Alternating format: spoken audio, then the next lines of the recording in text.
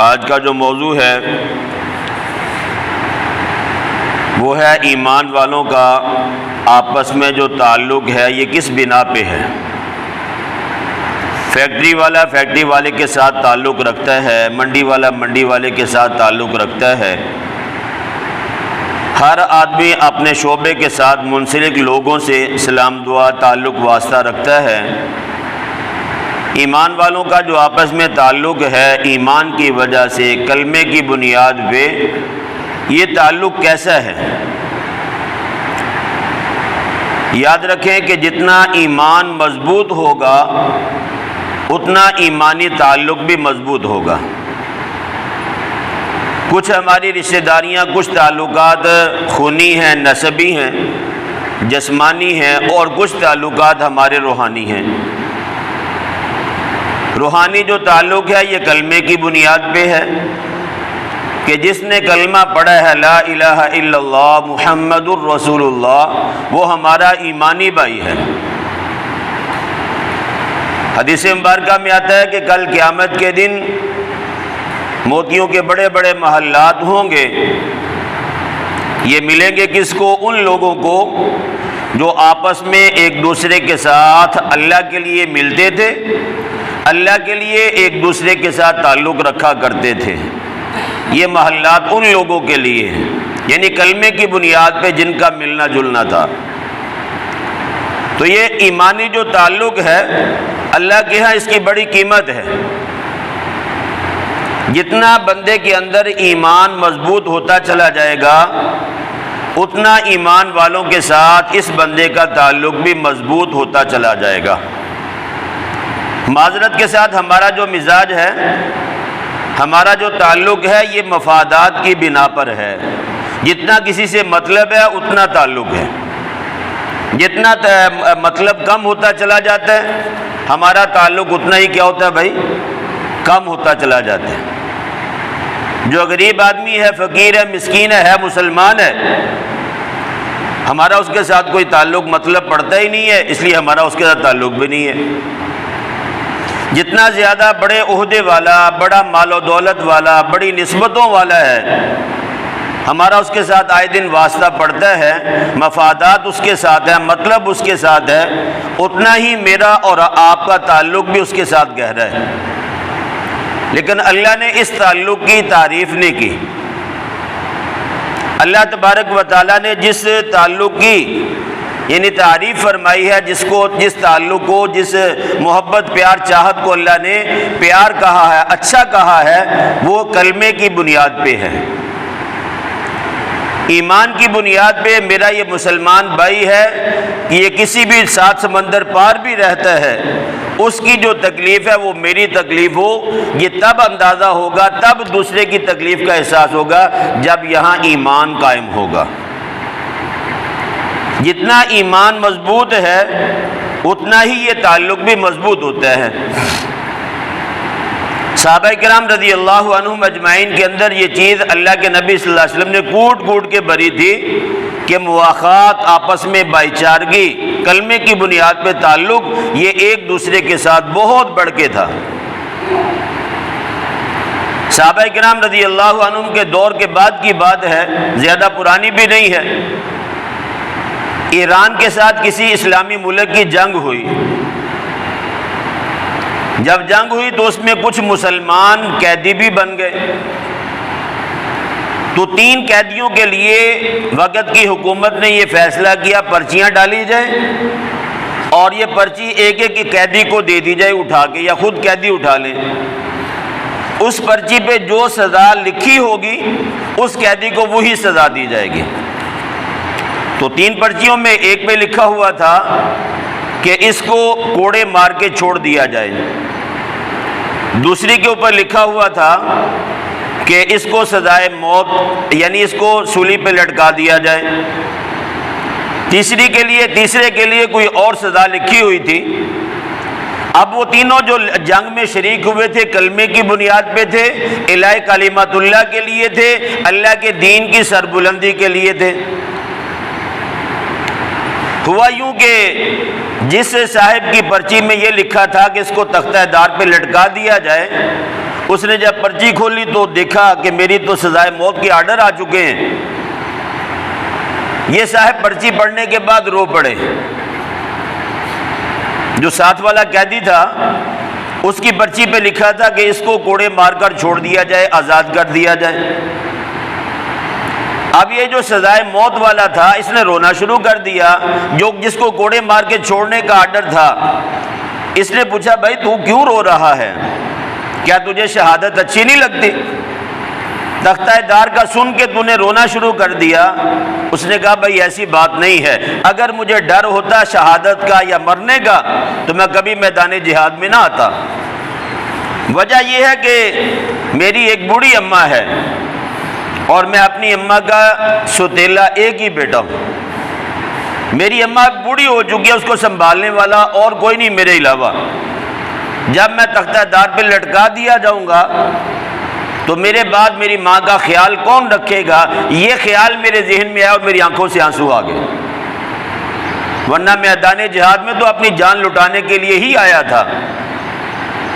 تو جو پرچی والا تھا جس پہ تھا اس کو کوڑے مار کے آزاد کر دیا جائے، اس نے کہا تجھے گھبرانے کی، پریشان ہونے کی ضرورت نہیں ہے، تم میرے والی پرچی رکھ لو اور اپنی پرچی مجھے دے دو۔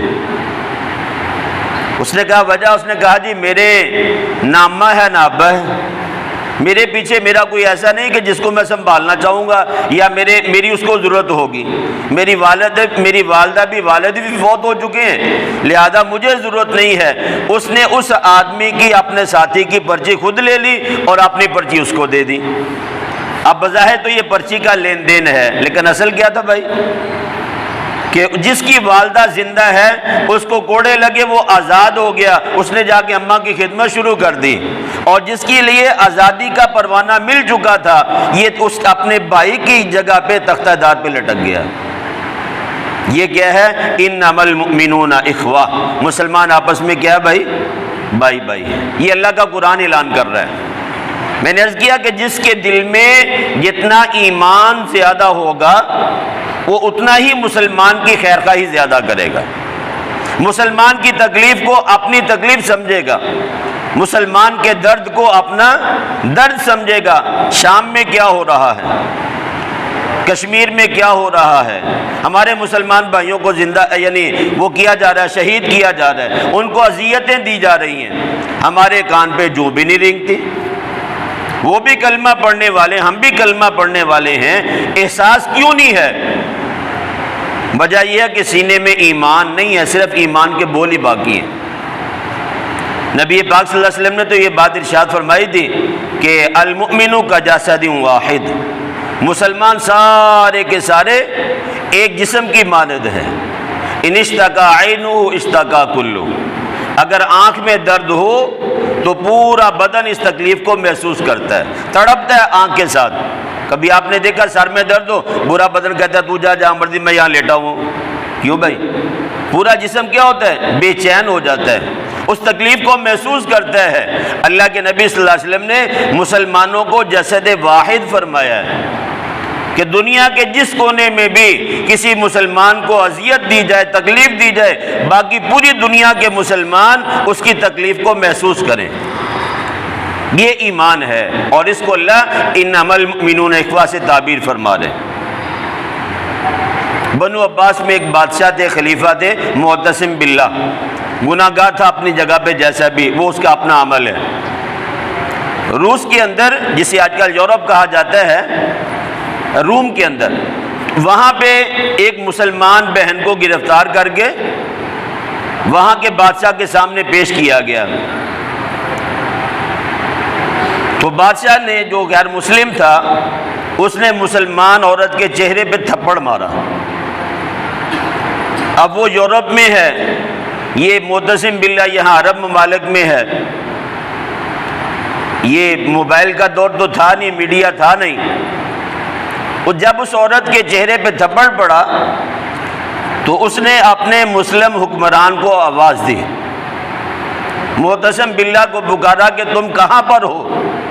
تمہاری دور حکومت میں، تمہارے اقتدار میں، تمہاری مسلمان بہن کے چہرے پہ ایک غیر مسلم حکمران نے تھپڑ مارا ہے۔ تو جو بادشاہ تھا غیر مسلم تھا، روم کا جو بادشاہ تھا وہ ہنسا، تنزیہ طور پہ ہنسا کہ یہ عورت ہے اپنے بادشاہ کو پکاری جو 7 سمندر پار بیٹھا ہوا ہے، وہ کہاں اس کی مدد کے لیے آئے گا، یہ جتنا مرضی پکارتی رہے۔ یہ بات ہوتے ہوتے کسی واسطے سے معتصم باللہ کو پہنچی۔ جب اس کو پہنچی، اس نے فوراً اپنے لشکر کو تیار کیا اور بہت تھوڑے ہی عرصے کے اندر اس علاقے پہ جا کے چڑھائی کر دی اور اس بادشاہ کے سامنے جا کے کھڑا ہو گیا کہ یہ ہماری ایمانی بہن ہے، کلمے کا ہمارا ایک دوسرے کے ساتھ رشتہ ہے، اگر اس کو تکلیف پہنچی ہے صرف اس کو نہیں پہنچی، پورے مسلمانوں کو پہنچی ہے، اور اس کے بدلہ لیا اس بہن کے سامنے اس بادشاہ سے۔ یہ اسلامی بادشاہ ہوا کرتے تھے جن کے بارے میں اللہ کا قرآن کہتا ہے انما المؤمنون اخوہ، کہ مسلمان آپس میں کیا ہے بھائی بھائی۔ میری ماں کو کوئی گالی دے، میرے ابا کو کوئی برا بلا کہے، میری ذات پہ کوئی حملہ کرے، مجھے بڑی تکلیف ہوتی ہے نہیں ہوتی بھائی؟ میرے مسلمان بھائی کو کوئی گالی دے، مجھے تکلیف کیوں نہ ہو؟ یہ جسم میرا ہے، اس کی تکلیف میری ہے۔ اللہ کے نبی صلی اللہ علیہ وسلم فرما رہے یہ سارے مسلمان ایک جسم ہیں۔ صحابہ کرام رضی اللہ عنہم کے تو واقعات ہی بھرے پڑے، فضائل اعمال اٹھا کے دیکھ لیں۔ شیخ زکریا رحمہ اللہ نے کیسے صحابہ کے قصے لکھے، قربان جائیں۔ یہ جو قصہ آپ نے مشہور سنا ہے، 3-4 زخمی ہیں، موت کی کشمکش میں ہیں، آخری وقت چل رہا ہے، ایک بھائی اپنے زخمی بھائی کو پانی پلانے کے لیے جا رہے ہیں، جب اس کے پاس پہنچا پانی پیش کیا، بھائی پانی پی لو، پاس کھڑے دوسرے ایک زخمی کی آواز آئی پانی، اب یہاں میری تو جان نکل رہی ہے، میں پانی پی لوں شاید میری جان بچ جائے۔ صحابی کہتے میرے بھائی کو پہلے پانی پلاؤ، میں بعد میں پیوں گا۔ اس زخمی کے پاس جو زندگی اور موت کی کشمکش میں ہے، جب پانی اس کے پاس لے جایا گیا، اسے پیش کیا گیا، تیسرے بھائی نے آواز دے دی، تیسرے مسلمان بھائی نے پانی کے لیے آواز، وہ بھی زخمی تھا، وہ بھی زندگی اور موت کی کشمکش میں تھا۔ جب اس کے پاس پہنچے، اس کی تو روح پرواز کر چکی تھی، واپس دوسرے کے پاس آیا، پانی اس کو پلا دوں، اس کی بھی روح پرواز کر گئی، بھائی کے پاس آیا، اس کی بھی روح پرواز کر گئی، پانی کا پیالہ اپنے پاس پڑا ہوا ہے، تینوں میں سے کسی نے نہیں پیا، زندگی موت کی کشمکش میں ہے، لیکن کیا کیا؟ اپنے جان سے زیادہ دوسرے کی جان کی پرواہ کی ہے۔ تو اللہ کیوں نہ اعلان کرے انما المؤمنون اخوہ؟ یہ کون سا رشتہ تھا جو اپنی جان جاتی ہے چلی جائے پرواہ نہیں ہے، میرے بھائی کی جان بچ جائے؟ یہ چیز کس نے ان کے اندر پیدا کی تھی؟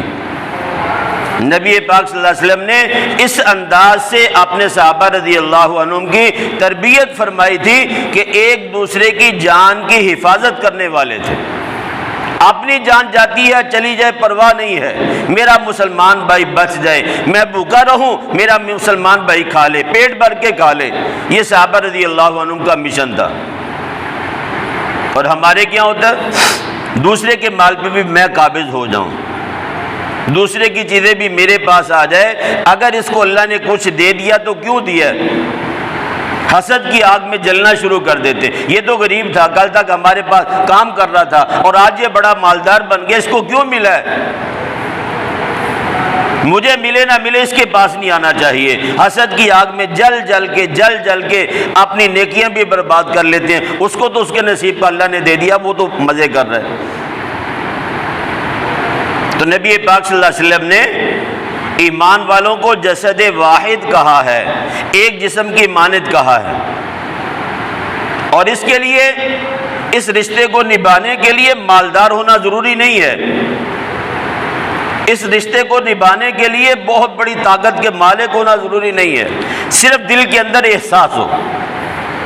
سیدنا عمر رضی اللہ تعالیٰ عنہ جس وقت قبلہ اول بیت المقدس کو آزاد کرنے کے لیے تشریف لے گئے، ان کے بدن پہ کاٹن کا سوٹ تھا بھائی، کیوں بھائی؟ سیدنا عمر فاروق رضی اللہ تعالیٰ عنہ جب بیت المقدس آزاد کرنے کے لیے تشریف لے گئے، ان کے نیچے لیڈ کروزر پراڈو تھی، ایک سواری ہے جس پہ کبھی غلام سوار ہوتا، کبھی امیر المومنین سوار ہوتے ہیں۔ صرف کیا تھا؟ دل میں ایک ایمانی جذبہ تھا، اپنے مسلمانوں کے لیے خیر خواہی بری پڑی تھی۔ گئے ہیں جا کے بیت المقدس کو آزاد چابیاں لے کے وہاں اللہ کے کلمات کو، بولوں کو بلند کیا، اور جس وقت تک مسلمان کا خیر خواہ تھا، اللہ کے اس اعلان کی پاسداری کرتا تھا کہ مسلمان آپس میں بھائی بھائی ہیں، نبی کے فرمان کی پاسداری تھی کہ مسلمان ایک جسم کی طرح ہے، اس وقت تک اللہ کی مدد اترتی تھی۔ جس وقت قبلہ اول دوبارہ یہودیوں کے قبضے میں گیا، اس وقت صلاح الدین ایوبی اٹھا ہے اور اس نے جا کے کافروں کو، یہودیوں کو ناکو چنے چبوا کے دوبارہ قبلہ اول آزاد کرایا۔ آج مسلمان پیچھے کیوں ہے؟ اس نے مفادات کی جنگ لڑنا شروع۔ میرا مطلب جہاں تک ہے وہاں تک میں بھاگتا ہوں، جہاں میرا مطلب نہیں ہے اس سے آگے مجھے جانے کی بھی ضرورت نہیں ہے۔ ایسے ہے یا نہیں بھائی؟ ہماری سوچ بدل گئی۔ ہماری جو نئی نسل ہے نا، انہیں تو یہ بھی نہیں پتا کہ اسلام آیا کیسے تھا، کتنی قربانیاں دی گئی ہیں، کتنی جانیں ضائع ہوئی ہیں۔ مسلمانوں کا جو خون ہے یہ یعنی پانی کی طرح بہایا گیا، تب جا کے اسلام پھیلا ہے۔ آج میں اور آپ جو کلمہ پڑھ رہے ہیں نا ماں کی گود میں، یہ صحابہ کی قربانیاں ہیں۔ بعد والے حضرات نے اپنی جانوں کے نذرانے پیش کیے، تب جا کے اسلام غالب ہوا ہے، تب جا کے یہ کلمہ و قرآن میرے اور آپ تک پہنچا ہے۔ ورنہ آج ہم میں سے کوئی بھی مسلمان نہ ہوتا اگر صحابہ رضی اللہ عنہم اور بعد کے لوگوں نے اس کے لیے قربانیاں نہ دی ہوتی۔ یہ ہماری نسل کو کون بتائے گا کہ ہم کن لوگوں کے وارث ہیں؟ نسل نو کو یہ باتیں کس نے بتانی ہے؟ تاریخی واقعات کون بتائے گا کہ جن لوگوں کے ہم وارث ہیں، جن کے نام لیوا ہیں، انہوں نے اپنا سب کچھ قربان کر دیا لیکن مسلمان کی عزت پہ آنچ نہیں آنے دی۔ میرے اور آپ کے پاس میڈیا ہے، اللہ کی بہت بڑی نعمت ہے۔ ہماری نسل، نئی نسل بازی پہ فاشی پہ لگی ہوئی، ہم کچھ نہیں کر سکتے، ہم آواز تو اٹھا سکتے نا بھائی۔ کیوں بھائی؟ ایسے جملے اپنی زبانوں سے نکال کے میڈیا پہ جاری کر سکتے ہیں کہ جس سے مجاہد اسلام کا جذبہ اور اس کی ہمت اور بڑھ جائے، اور جو اسلام مخالف قوتیں ہیں ان کے حوصلے پست ہو جائیں۔ ہم ایسے دعائیہ کلمات تو لکھ سکتے ہیں نا بھائی کہ جب تک ہمارے جسم میں جان ہے ہم اسلام کے لیے سب کچھ قربان کر دیں گے۔ اس طرح کے کلمات کافر کے جذبات کو نیچے لے آتے ہیں اور مسلمان کے جذبے کو، مجاہد کے جذبے کو آسمانوں تک بلند کر دیتے ہیں۔ 60-70 صحابہ کیوں لڑ پڑتے تھے لاکھوں کے مجمع کے ساتھ؟ ان کو پتا تھا پیچھے کچھ ہے، ان کو پتا تھا آسمانی جو مدد ہے وہ ان لوگوں کی، مسلمانوں کی خیرخواہی پہ مبنی ہے۔ اسی لیے وہ لوگ طاقت تھوڑے ہونے کے باوجود بھی غالب تھے، تھوڑے ہونے کے باوجود بھی کفر کی آنکھوں میں آنکھیں ڈال کے بات کرتے تھے۔ ہماری بہن عافیہ صدیقی کب سے امریکہ کی جیلوں میں سڑ رہی ہے، ہم کتنی کا آواز اٹھاتے ہیں؟ ہماری آوازیں اٹھتی ہیں، فلاں وزیر اعظم بہت اچھا تھا، فلاں وزیر اعظم بہت اچھا تھا، آپس میں بھائی بھائی دوست ایک دوسرے کے ساتھ طنز پہ طنز کر رہے ہیں۔ کون سا میرا حکمران ہے میرے ملک کا جس کے دامن میں آقا کا خون نہیں ہے؟ کون سا ہمارا حکمران ہے جس نے ہمارے آقا کے ناموس کے لیے اپنی طرف سے جو ہو چکا اس نے اس میں یعنی خیانت نہیں کی؟ ممتاز قادری عاشق رسول تھا، کس کی دور حکومت میں اسے تختہ دار پہ لٹکایا گیا؟ آسیہ ملعونہ جو گستاخ رسول تھی، کس کی دور حکومت میں اسے باعزت دوسرے ملک میں بھیجا گیا؟ میں کس حکمران کے گن گاؤں؟ کیوں بھائی بولے؟ کس میرے ملک کے حکمران نے آقا کی ختم نبوت کے لیے قربانی اپنی سیٹ کو چھوڑا ہے؟ جو بھی آیا اس نے اپنی سیٹ کو سنبھالا ہے، اپنی سیٹ کے لیے جنگ لڑی ہے، ملک باڑ میں جائے کسی کو پرواہ نہیں ہے۔ ہاں میں کبھی خان صاحب کے نعرے، کبھی شہباز شریف کے نعرے، کبھی نواز شریف کے نعرے، اس سے آگے کچھ بھی نہیں۔ اسلام کہاں چلا گیا؟ اسلام کتنا پیچھے چلا گیا؟ مسلمان کو گاجر مولی کی طرح ہر طرف کاٹا جا رہا ہے۔ کس مسلم حکمران نے اس کے لیے قدم اٹھایا ہے؟ کون سی دولت میرے ملک میں نہیں ہے؟ کون سے جذبے والے لوگ میرے ملک میں نہیں ہیں؟ کس حکمران نے آگے اسلام کو نافذ کرنے کے لیے عملی طور پہ کوشش کی ہے؟ زبانی نعرے تو میں بھی آپ بھی بہت لگاتے ہیں، صبح سے لے کے شام تک جتنے گروپ ہمارے ہیں یہی چیزیں نظر آتی ہیں، وہ حکمران ایسا تھا، وہ ایسا تھا، وہ ایسا تھا۔ اسلام کہاں چلا گیا؟ بوسنیا میں، چیچنیا میں، کشمیر میں مسلمان بہنوں کی عزتیں تاتار ہو رہی، پرواہ نہیں ہے۔ یہ جو وہ تھا کیا نا، حجاج بن یوسف فاسق فاجر تھا، ایک مسلمان بہن کے لیے اس نے کتنی فوج کو یہاں سندھ تک بھیج دیا تھا، بھیجا تھا نہیں بھیجا؟ بولو بھائی۔ ان کے دل میں یہ بات تھی کہ مسلمان ایک جسم کی مانند ہے، ہم کچھ نہیں کر سکتے، ہم زبان سے وہ الفاظ تو نکال سکتے ہیں کہ جس سے کافر کے جذبات مجروح ہوں۔ نبی پاک صلی اللہ علیہ وسلم کے بھی حالیہ گستاخی ہوئی، ہم نے کیا کیا؟ ہمارے حکمرانوں نے کیا کیا؟ عملی طور پہ کیا ہوا میرے ملک میں بتائیں؟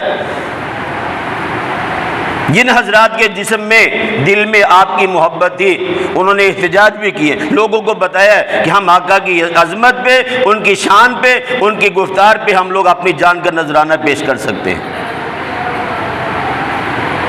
اور میرے مسلمان بھائی آپس میں وہ خان صاحب اچھا، وہ جناب پٹواری اچھا، یوتھیا چاہیے، اسی پہ لگے ہوئے۔ ایسے نہیں ہوگا بھائی۔ ہم جن لوگوں کے وارث بنے ہیں، جن کے ہم نام لیوا ہیں، انہوں نے ایک ایک بندے نے کافروں کو ناکو چنے چبوائے ہیں۔ کسی کی محبت میں اتنا آگے نہ نکلیں کہ اس کی خامیاں ہمیں خوبیاں نظر آنے لگے، اور کسی کی مخالفت میں اتنا آگے نہ نکلیں کہ اس کی خوبیاں بھی ہمیں خامیاں لگیں۔ معذرت کے ساتھ ہمارا مزاج یہ ہے، جس کے ساتھ میرا مزاج بنتا ہے اس کی خامیاں، اس کی غلطیاں بھی ہمیں خوبیاں نظر آتی ہیں۔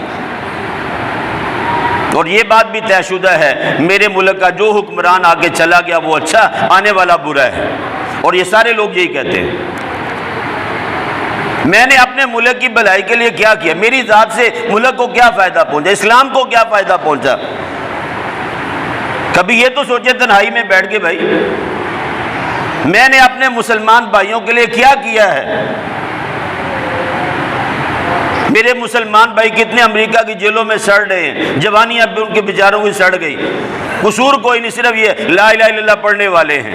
مسلمانوں کا درد، مسلمانوں کی خیر خواہی اپنے دل میں، اس کے علاوہ کوئی قصور نہیں ہے۔ ہم نے ان کے لیے کیا کیا ہے؟ کبھی تنہائی میں بیٹھ کر روئے ان کے لیے؟ کبھی تنہائی میں بیٹھ کے ہم نے دامن پھیلایا ان کے؟ یہ تو کر سکتے ہیں نا۔ اللہ میرے ملک کو کوئی اچھا حکمران دے دے، میں نے اس کے لیے بھی کبھی جھولی نہیں پھیلائی۔ کیوں بھائی؟ یہ کام تو کر سکتے کہ نہیں؟ جی بھائی، کتنا کام کرتے ہیں؟ کل اللہ کے دربار میں پیش نہیں ہونا؟ یہ جو انما المؤمنون اخوہ، اللہ کہتا ہے مسلمان آپس میں بھائی ہے۔ اللہ کا نبی فرماتے ہیں کہ یہ مسلمان کا جسد واحد، ایک جسم کی مانند ہے۔ ہم نے اس کے لیے کس مسلمان کے تکلیف اور درد کو اپنی تکلیف اور درد سمجھا ہے؟ کل جب اللہ کے دربار میں پیش ہو کے وہاں یہ سوال کر لیا گیا، جس نے تجھے برا بھلا کہا، تجھے گالی دی تھی، تجھے بڑی تکلیف ہوئی تھی، انتقام کے لیے تو پتہ نہیں کہاں کہاں تک چلا گیا تھا، تیری مسلمان بہن عافیہ صدیقی امریکہ کی جیلوں میں سے، تو نے کیا کیا اس کے لیے؟ جو تیرے اختیار میں تھا وہ تو نے کیا؟ مجھے کیا اس سے واسطہ ہے، وہ جس کی ہے وہ جانے۔ ایسے نہیں ہے بھائی۔ جتنا دل میں ایمان زیادہ ہوگا، جتنی ایمان کی بنیادیں مضبوط ہوں گی، اتنا مسلمان کا درد میں محسوس کروں گا۔ آج جس محلے میں 2-3 فوتگیاں ہو جائے، جس گھر میں ہمیں تکلیف ہوتی ہے، یار اس میں بہت بڑا ہنگامہ ہو گیا، بہت بڑا حادثہ پیش آیا ہے، مسلمان کو گاجر مولی کی طرح کاٹا جائے، ہمیں پتہ بھی نہیں، ہمیں پرواہ بھی نہیں، جو گیا ہم اس کے اوپر پتہ نہیں کتنا کیچڑ اچھال رہے، جو آ رہے اس کی پتہ نہیں تعریفوں کے پل باندھے ہوئے۔ میں کیسے کسی کو اچھا کہوں؟ کسی نے عاشق رسول کو تختہ دار پہ لٹکا دیا، کسی نے گستاخ کو باہر باعزت حفاظت کے ساتھ نکال دیا، میں کس کے اچھائی کے بول بولوں؟ کس کو نبی کا فرما بردار سمجھوں؟ میری بات غلط ہے بھائی؟ یا میں سیاست پہ بات کر رہا ہوں؟ مجھے نہیں کسی سے کوئی بھی واسطہ، نہ میں سیاست میں ذوق رکھتا ہوں۔ ہم اس نظر سے دیکھتے ہیں، جسے بھی دیکھتے ہیں، کہ یہ اسلام کا کتنا خیرخواہ ہے۔ کس مسلم حکمران کے دور حکومت میں عوام کو ختم نبوت کے قانون کو بچانے کے لیے روڈوں پہ نہیں نکلنا پڑا؟ بتائیں۔ مسلمانوں کا ملک ہے، لا الہ الا اللہ کی بنیاد پہ لیا گیا ہے، مسلم حکمران ہیں سارے کے سارے، ہر موجودہ جتنی بھی حکومتیں ہیں، ہمیں عوام کو روڈوں پہ نکلنا پڑا ہے۔ گستاخ رسول کی سزا سزائے موت ہے، اللہ کا قرآن بتا گیا، نبی اپنے عمل سے بتا کے گیا امت کو۔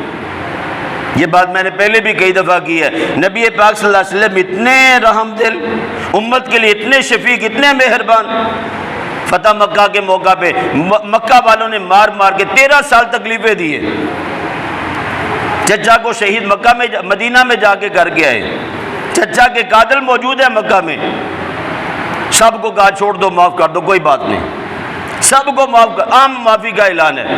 کچھ لوگوں کے نام لے کے اللہ کے نبی صلی اللہ علیہ وسلم نے فرمایا اگر یہ بیت اللہ کے غلاف کے نیچے چھپے ہوئے ہوں، باہر نہیں نکالا، وہیں پہ سر ان کا تن سے جدا کر دینا۔ یا رسول اللہ آپ تو بڑے مہربان ہیں، ان کے لیے اتنی سختی کیوں ہے؟ بتایا گیا یہ گستاخ رسول ہیں، انہوں نے نبی کی ذات کو تکلیف دی ہے، ان کے لیے معافی کا چانس ہی نہیں ہے، ان کے لیے معافی کا ذرہ بر دنیا میں نہیں ہے، نہ دنیا میں نہ آخرت میں۔ اللہ کے نبی صلی اللہ علیہ وسلم تو اپنے عمل سے اتنی سختی بتا کے گئے ہیں گستاخ رسول کے لیے، اور یہ ساری ہمارے حکمرانوں کے دامنوں میں بری پڑی ہیں، ہم پھر بھی ان کے نام لے رہے ہیں۔ کبھی یہ تو دیکھو میرے ملک میں قرآن کو نافذ کس نے کیا ہے؟ شرعی سزاؤں کو کس نے نافذ کیا ہے؟ چور کو چور کہہ کے سزا کس نے دی ہے؟ ڈاکو کے ڈاکے کو ثابت ہونے کے بعد اس سے مال برآمد کس نے کیا ہے؟ جس کے ساتھ میری محبت ہے وہی اچھا ہے، جس کے ساتھ میری نفرت ہے وہ اچھا نہیں ہے، بس ہم یہ دیکھتے ہیں، نہیں کسی کو پرکھتے دین کے اعتبار سے، شریعت کے اعتبار سے، اللہ اور اس کے رسول کے قوانین کے اعتبار سے تو پرکھے کسی کو۔ ہمیں الو بنایا، بیوقوف بنایا، اور ہم لگے ہوئے بھائی یہ قرآن پڑھو، نبی کے فرامین دیکھو، صحابہ کی تعداد تو 1.5-2 لاکھ سے زیادہ نہیں ہے، آدھی سے زیادہ دنیا میں اسلام کا پرچم بلند کر کے گئے ہیں۔ جب لڑنے کے لیے نکلے نہ تلواریں ہیں، نہ نیزے ہیں، اور نہ زریں ہیں بدن پہ، کچھ بھی نہیں ہے، تنے تنہا نکل پڑے۔ نبی پاک صلی اللہ علیہ وسلم کے زمانہ حیات میں جو 82 یا 84 جنگیں ہوئی ہیں 27 سالوں میں، یہ 23 سالوں میں، ان 23 سالوں میں شہداء کی تعداد 300 کے لگ بھگ ہے۔ سیدنا عمر رضی اللہ تعالیٰ عنہ کے، ابوبکر رضی اللہ عنہ کے زمانہ خلافت میں مسیلمہ کذاب کے لیے جو لشکر لڑا ہے، کئی سینکڑوں کی تعداد میں صحابہ کی گردنیں اتری ہیں۔ یہاں تو سمجھوتا ہے ہی نہیں، جس نے نبی کی شان میں گستاخی کی یا جس نے اعلان نبوت کیا میرے نبی کی ختم نبوت کے بعد، صحابہ کہتے ہیں زندگیاں قربان کر دیں گے، بچے یتیم، بیویوں کو بیوہ کرا دیں گے، یہاں سمجھوتا نہیں ہے۔ کہاں 82-84 جنگوں میں 200-250 صحابہ شہید ہوئے، اور کہاں آقا دو عالم صلی اللہ علیہ وسلم کی ختم نبوت پہ ڈاکہ ڈالنے والوں کے خلاف سینکڑوں کی تعداد میں صحابہ شہید ہوئے، لیکن چھوڑا نہیں ہے، جب تک اس کو مارا نہیں، قتل نہیں کیا، نہیں چھوڑا۔ کہ میرے نبی صرف نبی نہیں ہے، رسول نہیں ہے صرف، بلکہ آخری رسول ہے، آخری نبی ہیں۔ اس بات پہ ہمارا ایمان ہے، جیسے ہم اللہ کے نبی صلی اللہ علیہ وسلم کو اللہ کا نبی رسول مانتے، اس طرح آخری ماننا بھی ایمان ہے۔ جو اس بات پہ ڈاکہ ڈالے گا ہمارا اس کے ساتھ کوئی سمجھوتا نہیں۔ حضرت ابوبکر صدیق رضی اللہ عنہ کے زمانہ خلافت میں جب مسیلمہ کذاب کے ساتھ جنگ ہوئی ہے، 700 قاری قرآن شہید ہوئے بھائی، جس میں صرف مقصد یہ تھا کہ مسیلمہ کذاب نے اعلان نبوت کیا تھا کہ میں نبی ہوں معاذ اللہ۔ صحابہ بھی سمجھوتا کر لیتے، بیٹھ جاتے آرام سے، اور ان کو پتا تھا کہ یہ تربیت نبوی میں نہیں ہے یہ باتیں۔ اس لیے میرے بھائی اپنی صلاحیتوں کو برباد نہ کریں، قرآن و سنت کو پڑھے بھی، سمجھے بھی، اور اس نظریات کی بنا پہ اپنے نظریات بھی مضبوط کریں، اور اسی نظریات پہ اچھائی اور برائی کو پہچانیں اور پھر ساتھ دیں۔ ٹھیک ہے بھائی؟ اللہ پاک مجھے اور آپ کو توفیق عمل نصیب فرمائے، تمام احباب سنتیں ادا کر لیں۔